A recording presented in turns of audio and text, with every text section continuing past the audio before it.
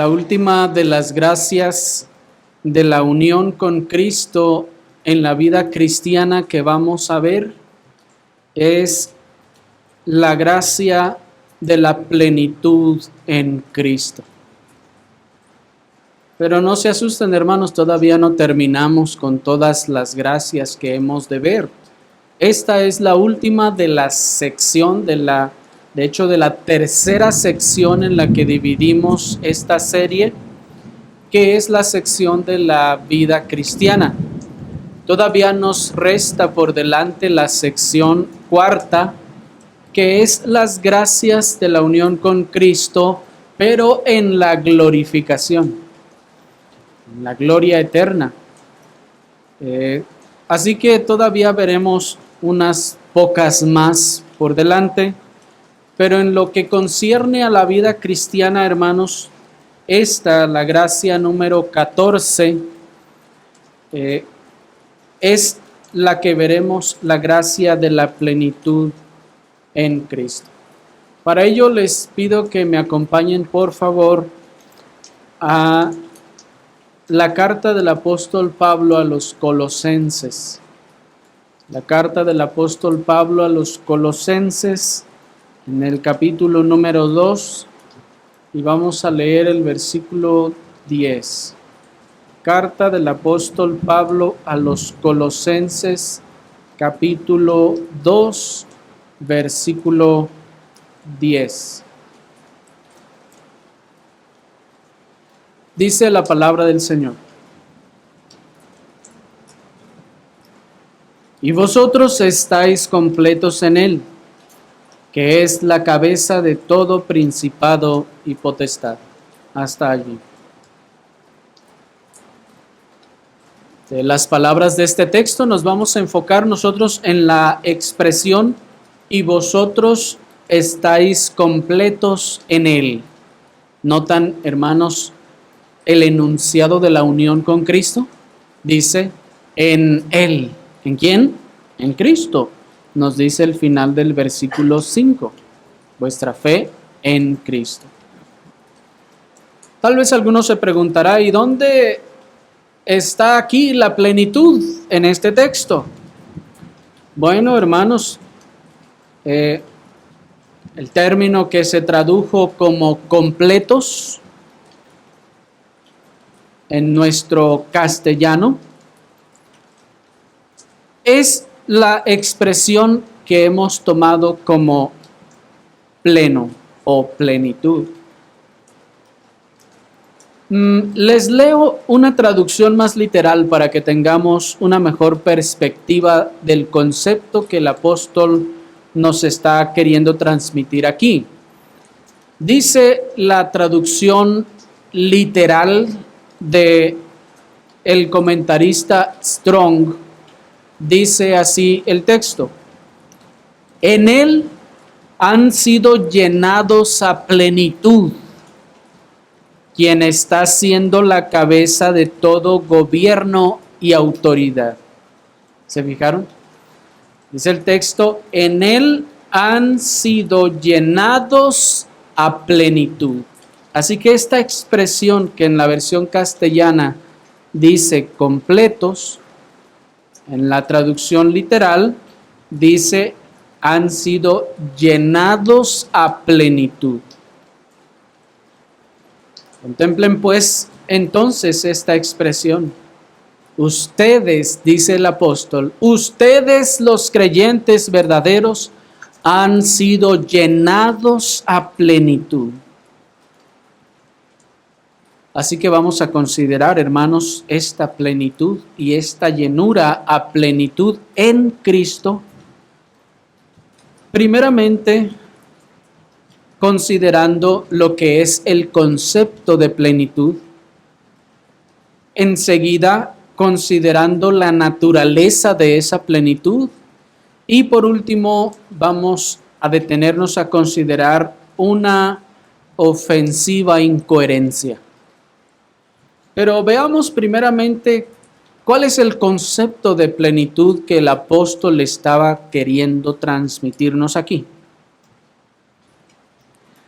Aunque el término completos que nos dejó la traducción castellana de este versículo, ciertamente, hermanos, está expresando la idea general de lo que el apóstol Pablo nos estaba tratando de decir. No cabe duda que la traducción literal del griego nos transmite, hermanos, una idea más profunda de esta verdad. La traducción literal, si ustedes notan, nos está transmitiendo una idea más cargada de emociones, puesto que cuando decimos que estamos completos, como dice la versión castellana, y vosotros estáis completos en Él, bueno, para nosotros, no sé si en general todos, esta expresión completos parece como una caja cerrada, como algo que está así terminado y ya. Sin embargo, cuando leemos que hemos sido llenados a plenitud, si se fijan, ya nos está arrojando una idea un poco más clara. Incluso en esta idea están incluidas emociones, tiene una carga emocional esta expresión, estamos llenados a plenitud. Notan la emoción en la situación, o sea, es algo que está desbordando a plenitud.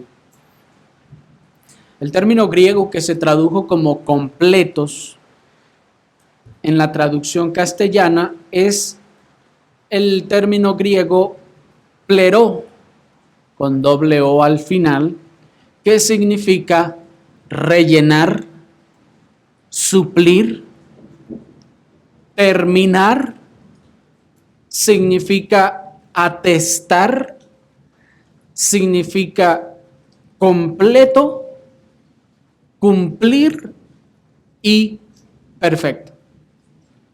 Noten pues, con todas estas definiciones, la idea del término. Significa rellenar, cuando se rellena un vaso, por ejemplo. Significa suplir, significa terminar. Y si volvemos a la idea del vaso siendo llenado, se llena hasta que termina el borde. Significa entonces lleno completamente. Significa atestar, que es algo que está atestado, algo que está lleno hasta el tope. Significa algo que está completo, significa cumplir y significa perfecto. Notan entonces que la idea que nos transmite a través de todos estos significados o estas traducciones es de algo que se completa hasta el final, es algo que se llena hasta el borde, hasta rebosar. La idea, pues, entonces que se nos transmite es de algo que llega hasta su totalidad, ya sea a un lleno total, y que significa hacer algo repleto. Es decir, nos está diciendo algo que se repleta, o sea, no se llena hasta que casi llega hasta el final. Por ejemplo, cuando se rellena una copa, ¿se llena hasta el borde? No, lo natural no es que se llene hasta el borde porque pues se le va a derramar cuando la toma. Normalmente se le deja un espacio, ¿verdad? Para que al tomarlo se agita, pues no se derrame. Pero este término no es ese llenar, es ese llenar y dejarlo repleto. Es decir, de hecho, literalmente también simboliza atiborrar.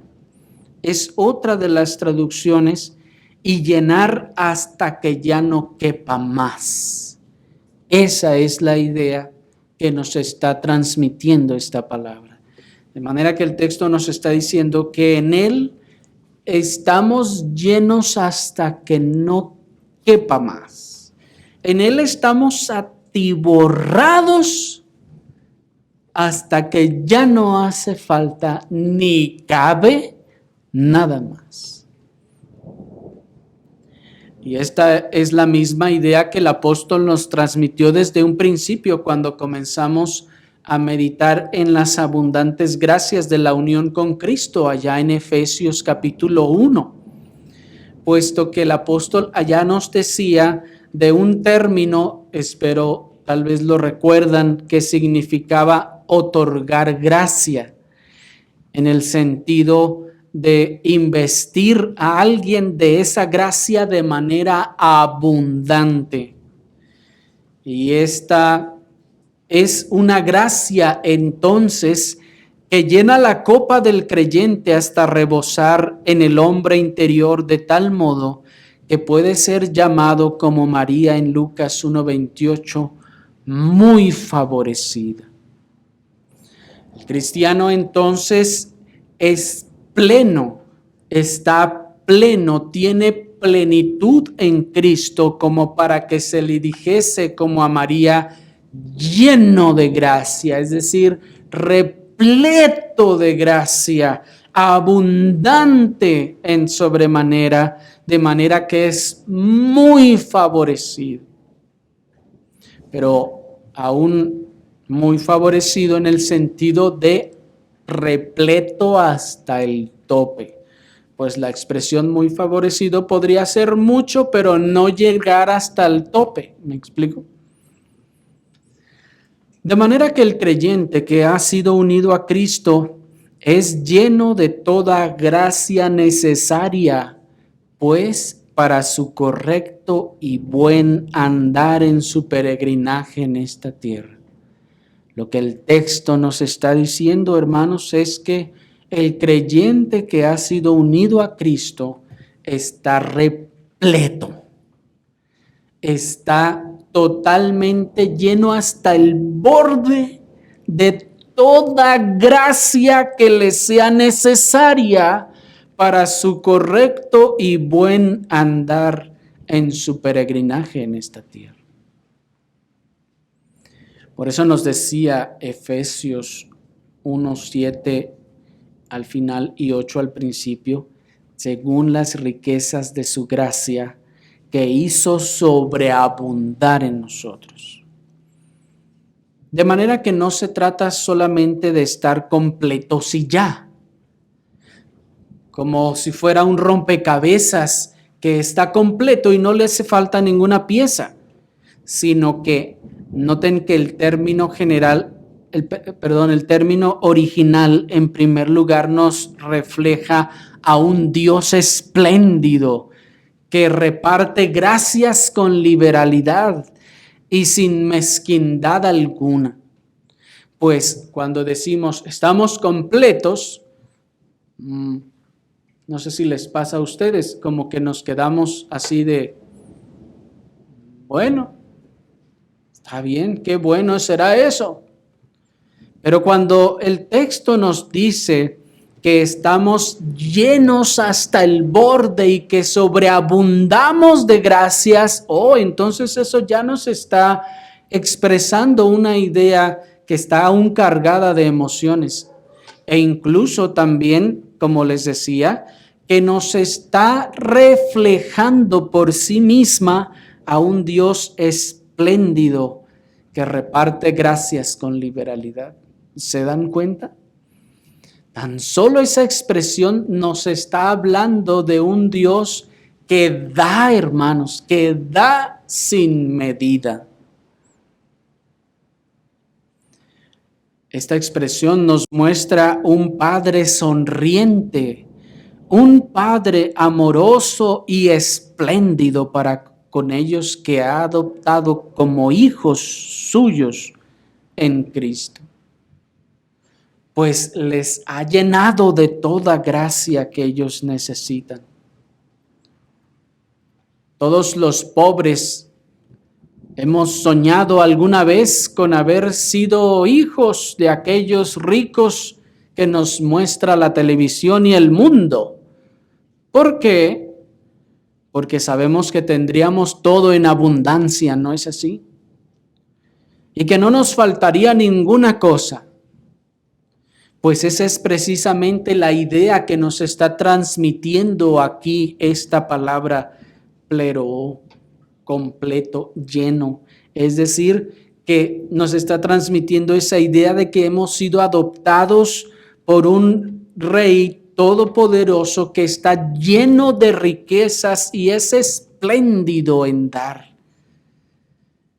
Que tenemos una plenitud, una riqueza incalculable, pero en el aspecto interno, es decir, el espiritual.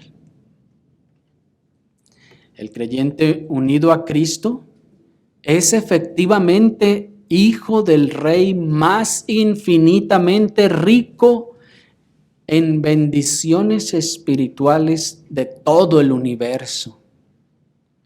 De tal manera que está pleno en Cristo. ¿Me explico? Es inmensamente lleno, desbordante de esas bendiciones que le vienen de su Padre en Cristo. No carece de nada el cristiano para su sustento y su bienestar espiritual, porque es hijo de un Padre espléndido y riquísimo que le da en abundancia todas las cosas. ¿Me están siguiendo? No puede el creyente entonces ser pobre en ese sentido. No puede entonces el creyente vivir sabiendo todas estas cosas en pobreza, en una vida raquítica, viviendo amargado y triste el resto de su vida cristiana, pues ha sido adoptado por el ser más rico del universo, rico en bendiciones espirituales, que son las que perduran, hermanos. Son las más valiosas, pues son las que perduran hasta la eternidad. Los beneficios terrenales se terminan, se pierden y se acaban. Y en el mejor de los casos se quedan de este lado de la eternidad. Pero las bendiciones que el Padre da en Cristo a los que son unidos con Él trascienden, hermanos, la eternidad. ¿Qué vale más? Algo que con el tiempo se echa a perder, se pudre y se deshace, o algo que aún después de la muerte seguirá igual de fuerte, de bueno y de poderoso. Así son las gracias espirituales que trascenderán al otro lado de la eternidad. El creyente unido a Cristo está totalmente pleno entonces de todas estas gracias, sin carencia alguna de todo lo que necesita para su andar, servir y pelear de la buena batalla de la fe.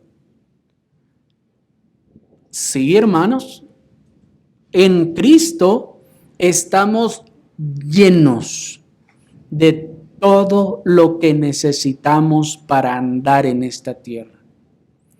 ¿Quiere usted servir a Cristo? En Cristo estamos plenos, tenemos en abundancia todas las gracias necesarias para servirle y servirle bien. ¿Quiere usted pelear la buena batalla de la fe? En Cristo estamos plenos y llenos de toda gracia necesaria para esa batalla. Solo que decíamos, o no sabíamos que las teníamos, o no las hemos hecho efectivas por medio de la fe. No las hemos tomado por medio de la fe. Y en nuestra analogía que pusimos al principio de esta serie, la del puente de Calderón, ¿se acuerdan? Cuando les hablamos de aquella batalla que se libró, hermanos, aquí unos kilómetros cerca de la ciudad. Este creyente pleno en Cristo tiene al alcance de la fe entonces toda gracia necesaria para la buena batalla contra el pecado y contra las acechanzas del diablo. Los insurgentes veíamos que en la batalla de Calderón eran poco más que campesinos con machetes y palos. Pero el creyente verdadero, hermanos, está pleno en Cristo, es decir, está capacitado con el mejor, el más poderoso y el más vanguardista de los instrumentos y elementos para la batalla y para la guerra que puede necesitar. No hay, hermanos, nada que le falte al cristiano para su lucha contra el pecado y contra las acechanzas del diablo. El creyente no es entonces como aquellos insurgentes allí con guaraches y machetes queriendo enfrentar al ejército bien ordenado. No, el creyente en Cristo está pleno, está repleto de todas las gracias que necesita. Repito, solo que tal vez no sabía que las tenía. No las ha devengado por la fe, no las ha hecho suyas para poder ejercerlas y ser fortalecido. Si así lo hiciera, hermanos, entonces podría pelear esa buena batalla. Pues eso es lo que el apóstol hizo. He peleado la buena batalla, he acabado la carrera. ¿Cómo? Porque el apóstol era un hombre excepcional, era alguien sobresaliente y mucho mejor de lo que nosotros podremos ser. No, porque él pudo identificar esas gracias, ejercer la fe, apoderarse de ellas, ejercerlas para pelear esa buena batalla. En ese sentido, ahora sí es como dice la ciencia o la pseudociencia, ¿verdad? Ya han oído esa expresión, por no darle un calificativo negativo. Han oído esa expresión que dicen que solo usamos el 10% de nuestro cerebro y que si lo usáramos el 100% que seríamos que quién sabe qué. Hermanos, me guardo mis comentarios sobre esas cosas, pero el punto, hermanos, es que en las gracias de la unión con Cristo, aquí sí es algo así. Hay, hermanos, en Cristo una llenura completa de estas cosas, de estas gracias necesarias. Pero en la medida que nosotros las tomemos, nos asamos de ellas, es decir, las agarremos, las abracemos y las ejerzamos, entonces podremos pelear la buena batalla de la fe. Pero mientras no lo hagamos, no será así. Esa es la razón por la cual, hermanos, podemos encontrar creyentes y épocas en las que los creyentes eran lo que hoy llamamos gigantes en la fe. ¿Por qué? ¿Por qué eran ellos así? ¿Porque eran una cultura superior a la nuestra? ¿Porque eran más inteligentes que nosotros y leían más libros que los mexicanos o los latinos? No, hermanos. Es porque pudieron asirse de esas gracias y pelear la buena batalla. Eso es a lo que nosotros debemos de aspirar, hermanos, no a un cristianismo mediocre, a medias que se conforma nada más con lo poquito que puede o lo nada que hace. Debemos aspirar, hermanos, a estar llenos y completos de todas esas gracias, portar toda esa armadura que nos fue dada en las gracias de Cristo para pelear la buena batalla, para poder ser dignos representantes del cristianismo en nuestra ciudad, hermanos, y en nuestro país. De otro modo, seremos otros más del montón, de los que se dicen ser cristianos, pero que pues no recibimos ningún beneficio siquiera de mirarlos. y observar lo que hacen, dicen, que creen.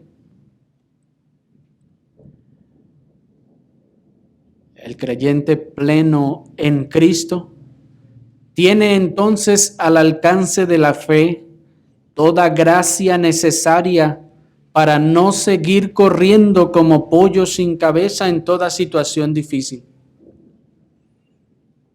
El creyente pleno en Cristo tiene al alcance de la fe toda gracia necesaria para hallar consuelo, fortaleza y contentamiento en cualquiera que sea su situación terrenal. Aún si estuviera en la cárcel o si fuera un esclavo.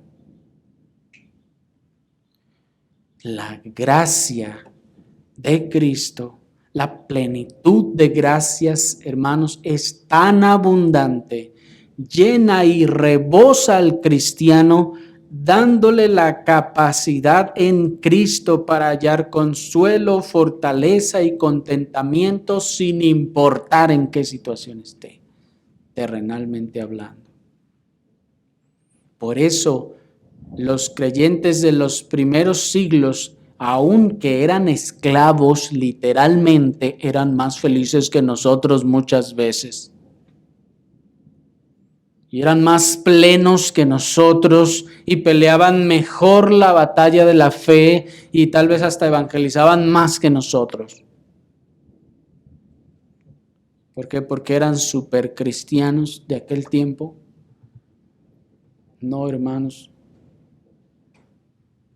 Porque habían descubierto ese manantial e iban constantemente a él a beber.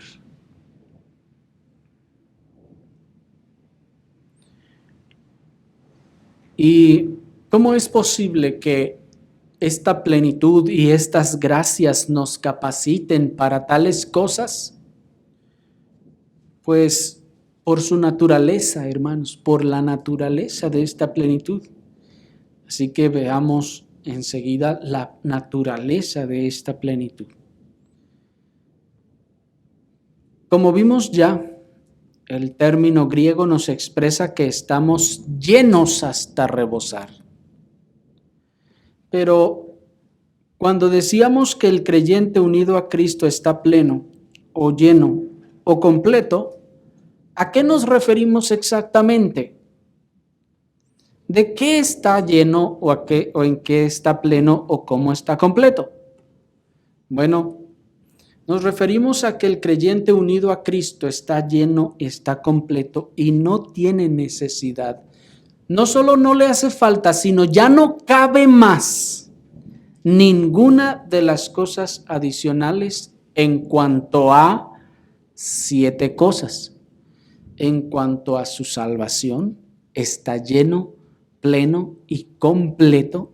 No le hace falta nada más.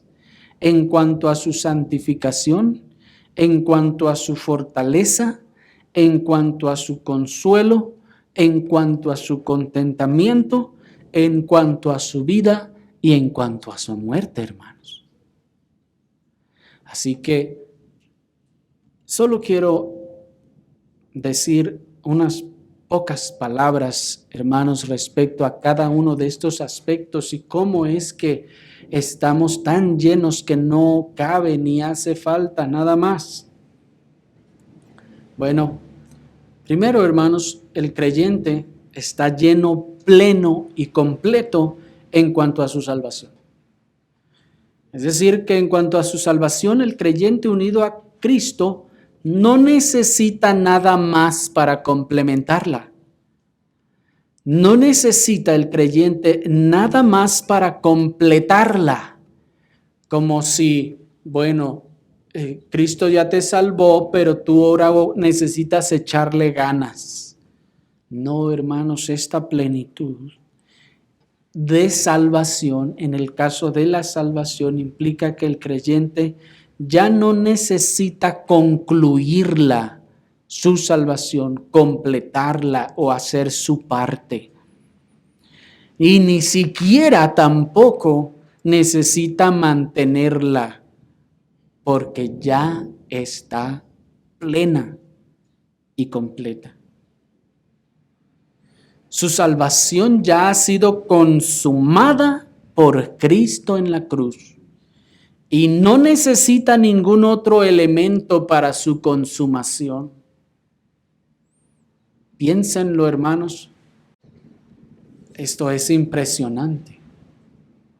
En el evangelicalismo se enseña una salvación a medias en donde el hombre, o más bien en donde el Señor ha hecho su parte y el hombre tiene que hacer la suya, en donde Cristo, dicen ellos, Él ya murió y te salvó, ahora tú solo necesitas ir y bautizarte, o ahora tú solo necesitas aceptarlo para que entonces todo esto ocurra. No, hermanos, la salvación está completa, está consumada y no necesita nada, ninguna intervención de nuestra parte ni de nadie más.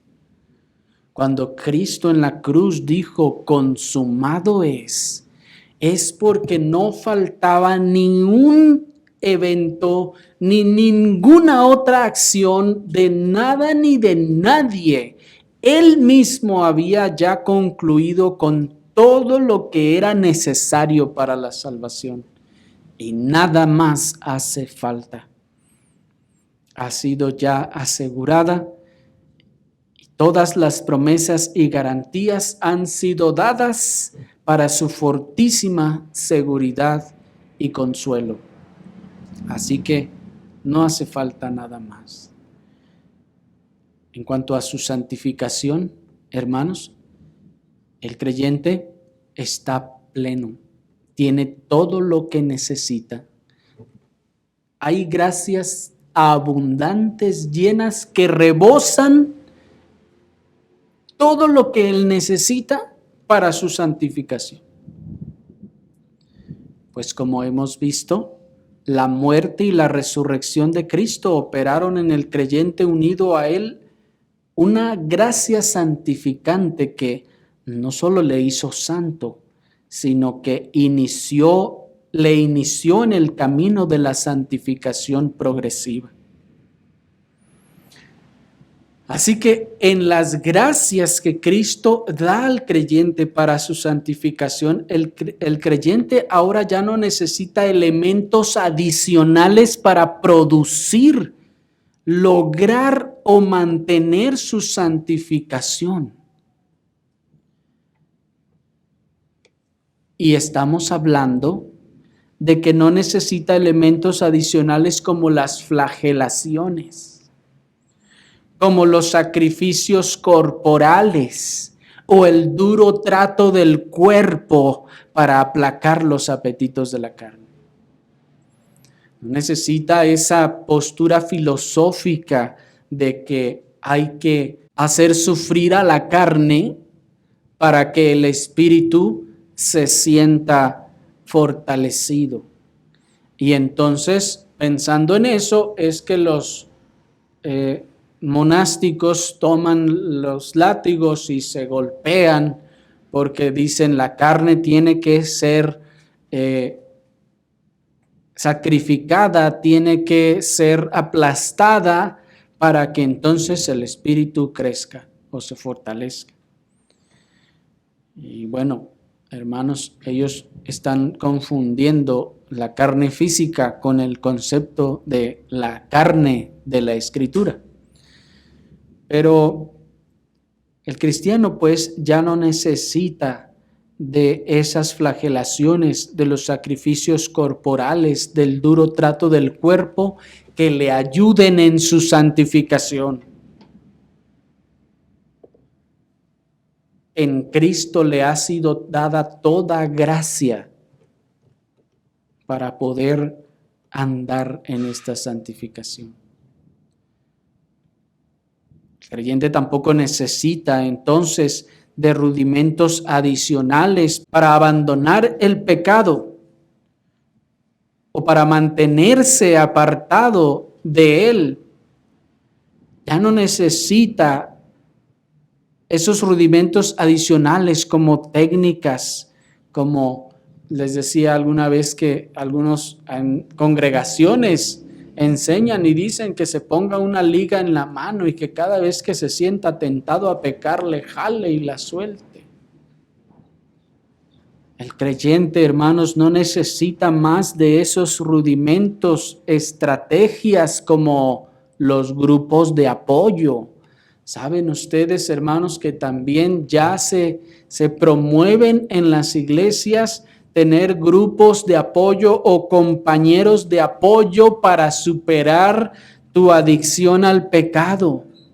Es que necesitas a otro y necesitas contarle y estarle dando cuentas constantemente de qué has hecho y esto y lo otro para que entonces puedas ahora sí vencer con eso el pecado.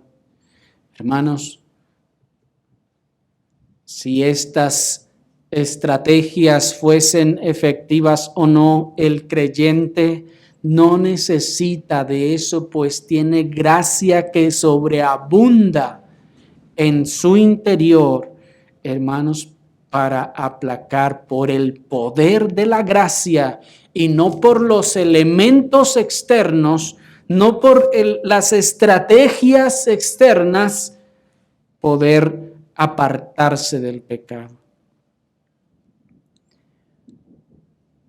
Ahora está pleno, está completo, es decir, tiene todo lo que necesita en Cristo para asegurar su santificación.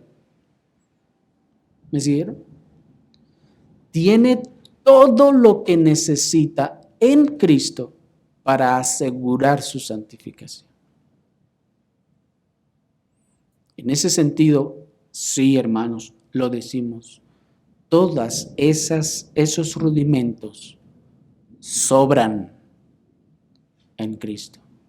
Pues la figura, como decíamos, es de eso que está lleno. Y si está lleno es porque ya no tiene lugar a otra cosa más. Porque no admite lugar a otra cosa más.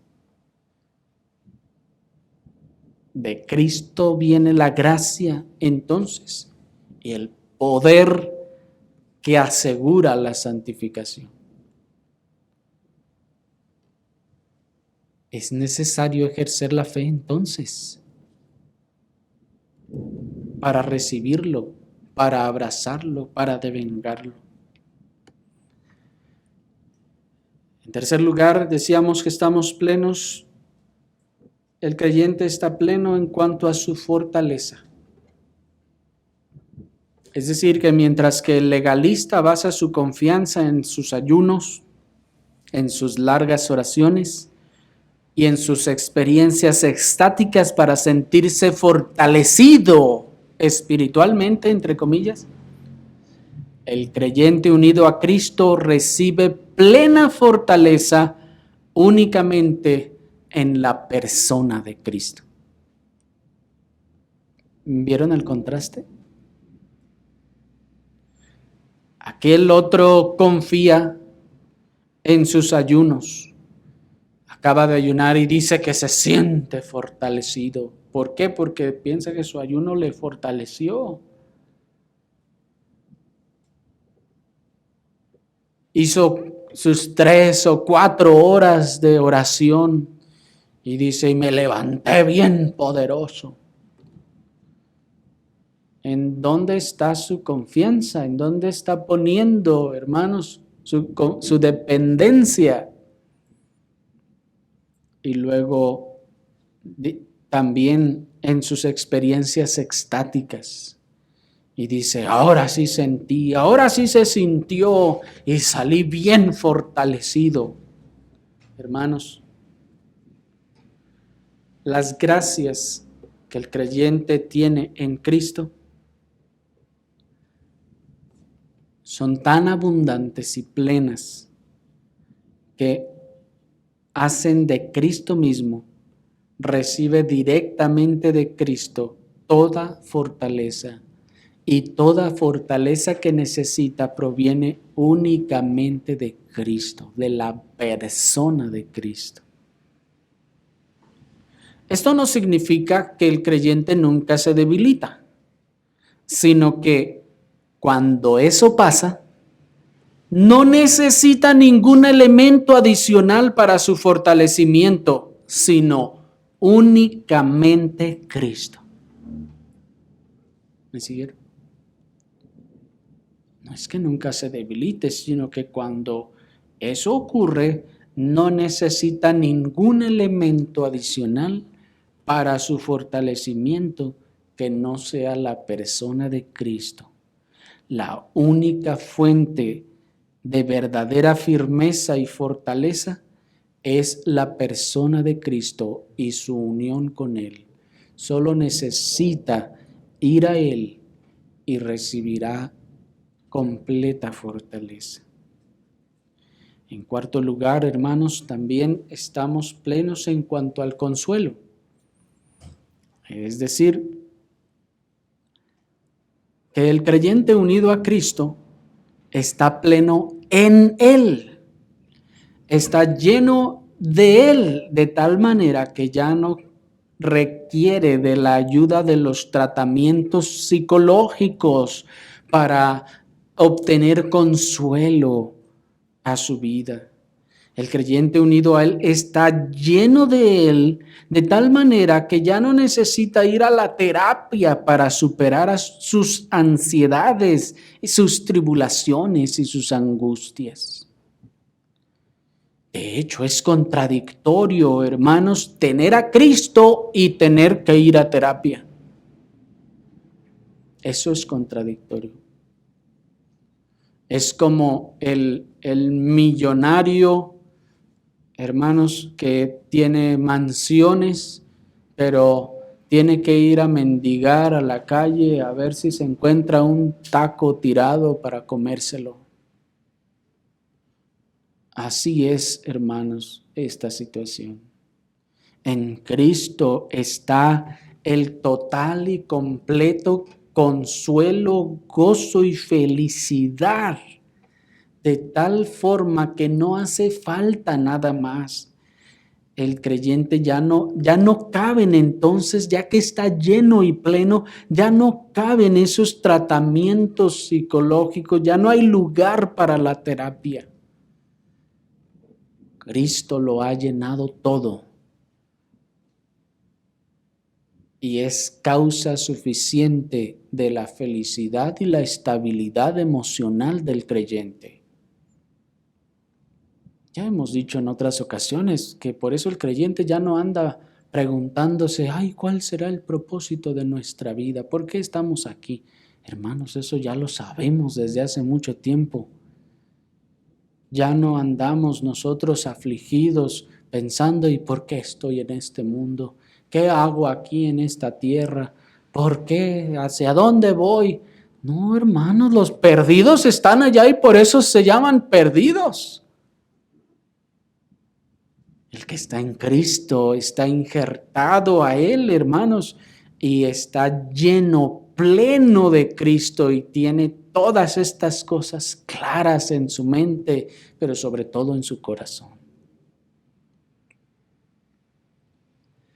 De manera que no podemos engañarnos a nosotros mismos como algunos hacen reciclando los dictados de la psicología y mezclándolos con algunos versículos bíblicos y renombrando todo esto como teoterapia y entonces decir que la necesitamos porque al final también es de Dios. No, hermanos, Dios no da terapia. En Cristo hay completo consuelo, sin necesidad de los aportes, ni de la combinación con las cosas del mundo. Se llenó ese vaso y no hay más lugar para nada. Por eso veíamos en la definición que es algo que está atiborrado, no tiene espacio para nada más que Cristo. En quinto lugar, en cuanto al contentamiento del cristiano, mientras el impío, hermanos, no puede encontrar satisfacción y felicidad en ninguna cosa que no sean las comodidades y lujos terrenales, y aún esta que encuentra es temporal, el creyente unido a Cristo está pleno, está lleno, está contento en la comunión con la persona de su Salvador, independientemente de las comodidades que pueda tener o los lujos que pueda tener en esta tierra. Porque es Cristo la fuente de su felicidad y de su contentamiento. No le falta riqueza ni comodidades. Al cristiano no le falta riqueza, hermanos, ni comodidades. No anda peleando las herencias, ni anda desviviéndose por las riquezas. Al creyente no le hacen falta. Él está contento así como está, como el Señor le ha puesto. Porque está contento en Cristo, en esa unión mística, misteriosa que tiene en Él.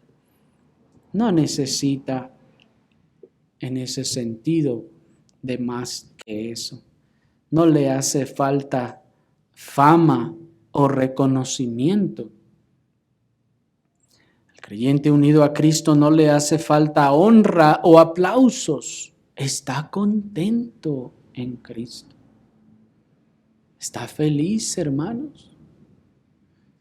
¿Cuántos de los que se dicen cristianos no pueden estar contentos si no les han reconocido lo que han hecho?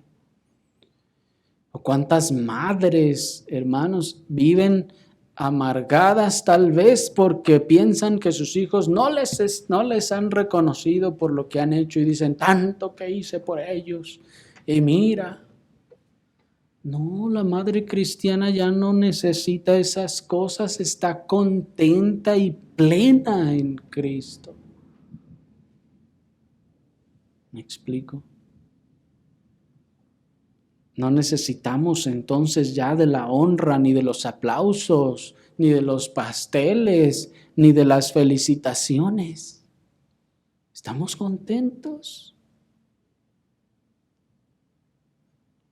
No necesita el creyente ya del éxito o del poder para estar contento y satisfecho, incluso ni siquiera de una mejor vida o de salud para estar contento y satisfecho. Aún en su enfermedad el creyente está satisfecho y dice, yo no necesito estar sano para estar satisfecho en Cristo, para estar contento en Cristo. Porque ese contentamiento, ya vimos, va más allá de todo esto. Es al alma, es al corazón.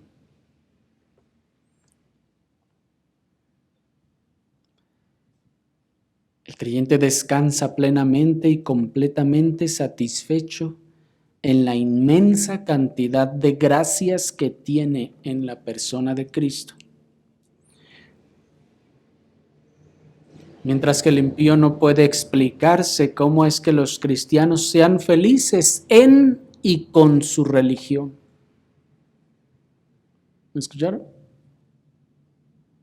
Escúchenme todos. Es el impío el que no puede explicarse cómo los cristianos están tan contentos ahí en su religión, en su iglesia. Y se preguntan, ¿por qué tanta iglesia? ¿Por qué tanta iglesia?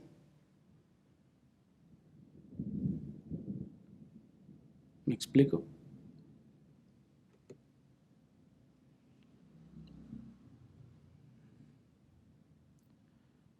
¿Cómo pueden estar contentos, dicen, aún en medio de esas grandes y diversas adversidades. Pero la plenitud que el creyente verdadero tiene en Cristo le hace estar lleno, hermanos, y satisfecho en la persona de su Salvador. En sexto lugar, y mucho más brevemente, hermanos, en cuanto a la vida, el creyente está pleno en Cristo en toda su vida en general. Este creyente unido a Cristo ha sido dotado, como decíamos, de toda gracia necesaria para su andar en este mundo, para su andar en esta vida, para servir al Señor, para pelear la buena batalla de la fe. Todo lo que necesita para vivir en esta tierra está y lo tiene en Cristo y está pleno y abunda en Cristo para él. Y en cuanto a su muerte, miren, hermanos, cómo ni siquiera en la muerte los creyentes unidos a Cristo son descuidados ni desprovistos por su Padre Celestial. Ni siquiera en la muerte nos deja de dar gracias y bendiciones. Qué impresionante es eso, ¿no les parece? Ni siquiera en la muerte nos deja de llenar con sus gracias y sus bendiciones. Pues aún en la hora de la muerte hay gracia para fortaleza y consuelo. Ya no andamos como el mundo, ay, no me quiero ir, no me quiero morir, no, ayúdenme, vendan todas las casas que tengan para que me atiendan y a ver, lo más que pueda, a ver si me pueden comprar otros 2 minutos de vida. No, hermanos, el creyente haya consuelo y fortaleza en Cristo. Así como también victoria en Cristo en el día de la muerte. Miren, hermanos, que aún hasta en la misma muerte abundan y sobreabundan las gracias, la victoria en Cristo sobre esas cosas. Pero quiero terminar, hermanos, ahora con un contraste a todo lo que hemos estado diciendo, una ofensiva incoherencia a todo esto que hemos estado diciendo. Ya vimos que el término griego nos expresa que estamos llenos hasta rebosar, y cada uno de los aspectos de la naturaleza de esta plenitud nos dice que esta no es una exhortación a la plenitud, sino una realidad. Hermanos, no estamos aquí exhortando a que haya algo que no hay. Es decir, no estamos diciéndole, órale, hermano, sea pleno, sea pleno. No, hermanos, eso es una realidad. Hay, eso ya está allí. ¿Me explico? No es algo que usted deba por sí mismo generar. Es una realidad que está allí. Nosotros esperamos ya haber dejado de azotar a caballos muertos desde hace mucho tiempo para que se levanten y corran, jalando todo el peso de nuestra diligencia. Por lo que no debemos tomar llanamente esta realidad interna como una exhortación a la obediencia.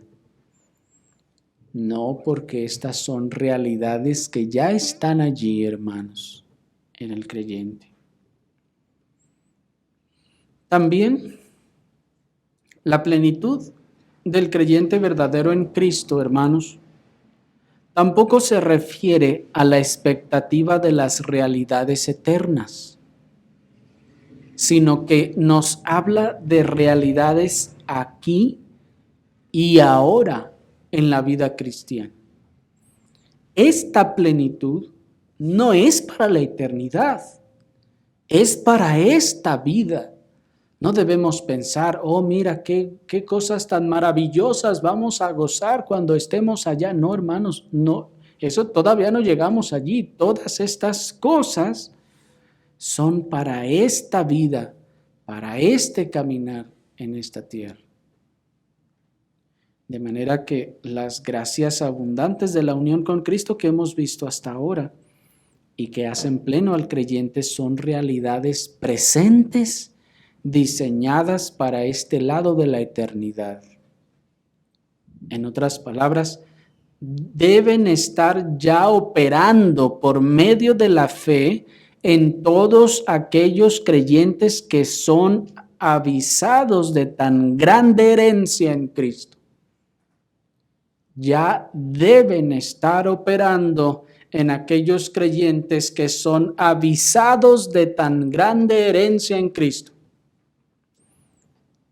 ¿Por qué decimos avisados? Porque ya habíamos visto en otra oportunidad que estas gracias son herencia.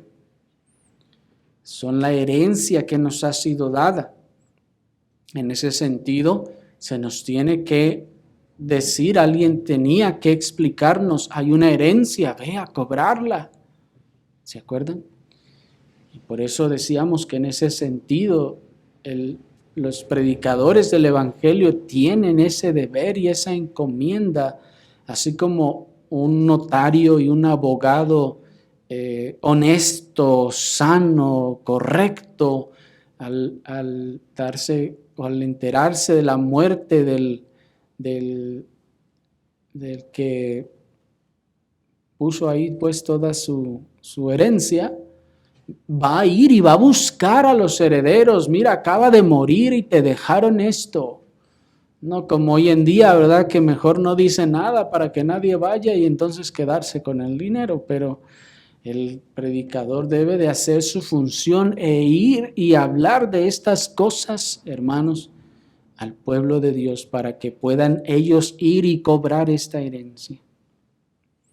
Pero todo esto, hermanos, nos lleva a la dolorosa pero necesaria conclusión de que si no estamos disfrutando de tal plenitud y tan abundantes gracias en la persona de Cristo, es porque o no las conocíamos y apenas nos estamos familiarizando con ellas, o no estamos real y genuinamente unidos a Cristo. O no las conocíamos y apenas nos estamos familiarizando con ellas y las estamos conociendo, o no estamos real y genuinamente unidos a Cristo. En otras palabras, esto es lo que nos enseña la Escritura, que hay abundancia. Y alguien debe estar mal, o nosotros, que decimos que no las tenemos, o la Escritura, que dice que sí las tenemos, afirmando dogmáticamente que las tenemos. Porque lo que leímos es una afirmación dogmática, hermanos. Ustedes están completos en Él. No es una aspiración a la que, dice el apóstol, estarán algún día allá, en la eternidad completos. No, ahora dice, ustedes están completos en Él. Y decimos afirmaciones dogmáticas, hermanos, porque a menos que alguien se atreva a decir que estas palabras que dijo el apóstol eran una mera expectativa idealizada, debemos reconocer que esta es una afirmación dogmática. No es una expectativa de, bueno, lo ideal es que estemos completos, pero pues no todos vamos a alcanzar. No dice así el texto, sino que estamos completos en Cristo. Pero alguien dirá, bueno, sí, así dice el texto, pero tal vez no significa tanto. Solamente era una manera de alentarnos diciéndonos que las cosas más importantes estarían cubiertas en Cristo. Pero qué conclusión más grave es esa, hermanos. ¿Qué conclusión más grave es esa? Es ingrata, es incoherente, es ignorante y es ofensiva. ¿Cómo? ¿Por qué? Porque el no reconocer la completa plenitud de la llenura que los creyentes tienen en unión con Cristo, por un lado es ignorancia e ingratitud de todas estas cosas y gracias que se nos dan, y por otro lado es ofensivo a la persona de nuestro Salvador. En cuanto a la ignorancia e ingratitud, hermanos, el apóstol nos está expresando, él no nos está expresando más bien, el apóstol no nos está expresando lo que oyó o lo que podríamos aspirar si llegábamos a tener un buen nivel espiritual. Expresión que es muy mala e incorrecta, hermanos. Como dicen erróneamente algunos. Sino que está hablando de realidades actuales que se experimentan desde el comienzo de la nueva vida en cada creyente verdadero. Y decir que no están allí o que provienen de otra fuente es ingrato y es ofensivo a la persona de Cristo, pues de Él viene todo ello. Además, decir que no están ahí o provienen de otra fuente es también tremendamente ofensivo a la persona de Cristo, porque es restar valor a la suficiencia de su obra y de su sacrificio. Es como la mujer de aquel profeta, a quien el profeta le daba todo su alimento y toda su pan y su vino, y ella iba y le agradecía a sus amantes. ¿Se acuerdan? Así es de ingrato, hermanos, no reconocer estas cosas. Así pues, el creyente no es ese pordiosero mendigando el consuelo de los impíos. El creyente no es aquel pordiosero mendigando la fortaleza de los hombres, suplicando la fortaleza de los hombres. El creyente unido a Cristo no es ese pordiosero mendigando el contentamiento del mundo o los rudimentos humanos para andar correctamente en su caminar cristiano. No, eso es mendigar, hermanos, en el mundo. Es andar husmeando entre la basura a ver qué podemos obtener de allí. Sino que el creyente unido a Cristo es un ser pleno, es un ser lleno de todas las gracias necesarias para su peregrinaje en esta tierra, lleno de Cristo, lo que constituye la mayor de las glorias en esta tierra y aún en el cielo.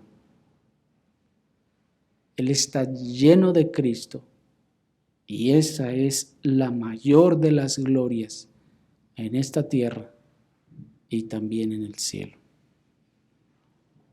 Oremos, hermanos, al Señor.